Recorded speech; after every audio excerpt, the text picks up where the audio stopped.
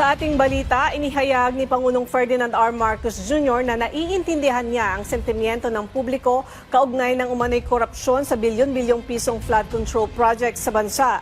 Ayon sa Pangulo, ang pagsasapubliko ng irregularidad sa mga proyekto ang nagbibigay katwiran sa galit ng publiko. Samantala, pinangalanan din ni Pangulong Marcos si dating Supreme Court Justice Andres Reyes Jr. bilang chairperson ng Independent Commission for Infrastructure. May report si Clazel Pardilla live. Asekweng kaisa si Pangulong Ferdinand R. Marcos Jr. sa panawagan ng taong bayan na panagutin ang mga nasa likod ng maanumalyang flood control project. Tiniyak ng presidente na hahabulin sila ng Independent Commission for Infrastructure na pangungunahan ni dating Supreme Court Associate Justice Andres Reyes. Hindi raw mapipigilan ng presidente ang nararamdaman ng taong bayan na nagdurusa mula sa mga palpak at guni-guning proyekto kontra baha. If I wasn't president, I might be out in the streets with them.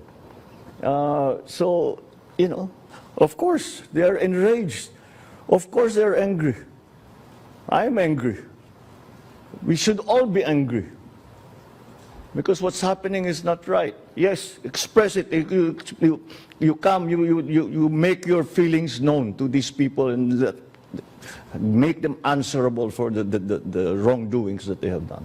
Pero panawagan ng presidente, gawin ito sa mapayapang paraan. Palaman ninyo ang sentimento, palaman ninyo kung paano nila kayo sinaktan, kung paano kayo ninakawan nitong mga ito.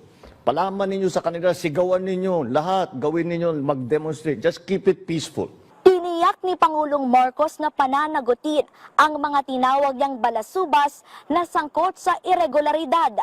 Hahabulin niya ng Independent Commission for Infrastructure na pangungunahan ni dating Supreme Court Associate Justice Andres Reyes at mga miyembro nito na sina dating Department of Public Works and Highway Secretary Babe Singson at Certified Public Accountant Rosana Fajardo.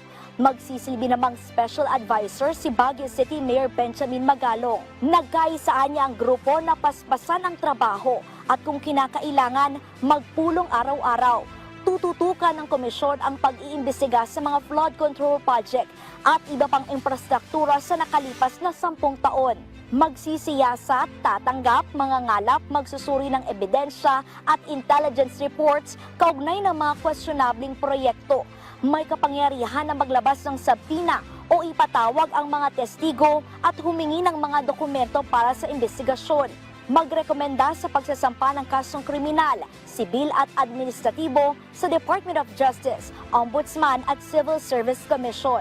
Magbungkahi ng asset freeze, hold departure order at preventive suspension laban sa mga sangkot na opisyal.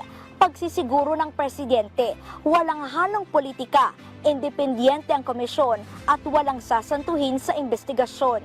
Oobligahin din ng administrasyon na ayusin ang mga bara-bara at ghost projects, habang ang lokal na pamahalaan inatasan na inspeksyonin muna ang mga proyekto bago tuluyang tanggapin at ideklarang kumpleto. Muling iginiit ni Pangulong Marcos, hindi na bibigyan ng panibagong pondo ang mga proyekto kontra baha para sa susunod na taon. Hindi rin papayagan ang pagsingit o pagbabago ng pondo kung hindi ito para sa edukasyon, agrikultura, kalusugan, pabahay, ICT, sektor ng paggawa o enerhiya.